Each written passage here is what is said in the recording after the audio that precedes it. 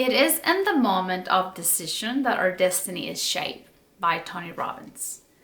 It is in the moment of decision, truly, that our destiny is shaped. And it's based on our decisions. And what I'm trying to make sense is that whenever we go through tough situations, whenever we go through painful situations that we don't understand, our brain tries to make sense somehow. And the easiest way is usually a negative phrase like, oh, it is because I'm not good enough. Oh, it is because I'm not pretty enough. Oh, it is because that I'm not fast enough, or I don't have a social status. Like our brain comes up with some of the silliest things. And if we choose to adopt them, if we make the decision to own them, at that moment in time, our destiny changes because our mindset shifts and we're not longer loving like we used to because our heart got broken. We're no longer showing up with, that much happiness because we went through something very hard and we thought, we are owning that we're not good enough anymore. So why should I laugh that much? Think of the silly decisions that we make in life that, like, as simple as saying I'm not good enough. How many of us have felt that way? That things are not going your way. Oh, because I must not be good enough, or I must not be pretty enough, or smart enough, or fast enough, or clever enough. So sometimes whenever we adopt those ugly decisions, our destiny will change. The way we see the world changes. So let's be cautious of it. On the book, Leading with a Broken Heart, Diana Parra shares her story, shares how she adopted those ugly, negative beliefs about herself because life was not going the way she had planned.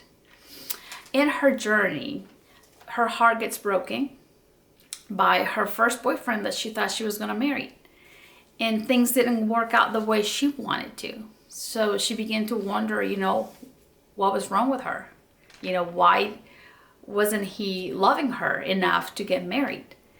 And that's how her journey begins, like doubting herself, thinking that she's not good enough. Then years later, she has the challenge of fibromyalgia, after she got married to another wonderful man.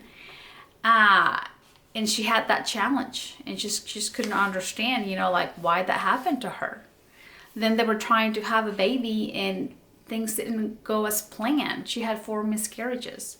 So she was not able to carry a baby full term. And that was devastating. I can only imagine. I've never been through that, but I can only imagine, like having that desire of having your own baby and then things not working your way. It's like that was very painful for her. And all she would do is she would just carry on in armor, or build a wall and move on through life, loving less because she thought she was not good enough, because she thought she wasn't smart enough, because she just didn't think that she qualified to be a mother. So sometimes we either build walls, or put our armor on and we think we're super strong. But in reality, it's that pain keeps accumulating in our soul. It's and sometimes it takes a toll on our health, mental health, physical health, if we are not careful. So through her journey, like I said, she also had to deal with her dad's death. She was not expecting that because he had just retired and she thought she was going to be able to spend time with him and just enjoy his retirement. And things didn't go as planned. So, that added more grief, more pain whenever she just couldn't understand why that happened to her. Then she goes through breast cancer. And then she goes through finding that she has arthritis. So she has another challenge, right? Can you only imagine? It's one thing on top of another. So at that time, she was just didn't want to continue to live, in a way. But she said, a voice just told her to hold on, to continue to move on. And she listened to the voice, and she called her for help. She started therapy. She tried to take care of herself and just understand her life. And she understood herself. One of the first steps is like, she advises to understand ourselves, to know who we are. And after that is like, we have to change our story, because your first step is know who you are. You're enough. You're loved. You're strong. You have everything within you. That's the first step. Then the second step is like, change your story. It's like, you're not a victim. Like, change your story. What is a story that is way more empowering than the one you were telling yourself? That you are outstanding. That you go through life and you share your love, your gratitude. That that all you've been through, it's been for a reason. It is to make you stronger. Every single situation you have lived has gave you a gift, even a sour one or a sweet one. But through that situation, you learn to be more wiser. You learn to understand life more and understand others as well. So learn to change your story, like she changed her story. And at the end, your last stage, she said, face your fears.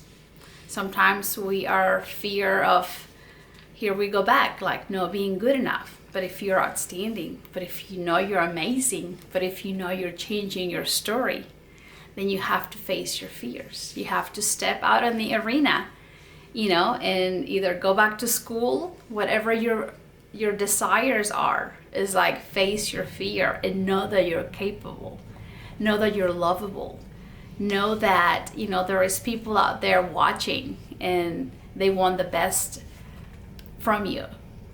So on her story, she has so much to share, so we have so much to learn from her story. I think she's a hero, and she is an inspiration to a lot of us that we have not gone through her pain, but we can only imagine what she has gone through.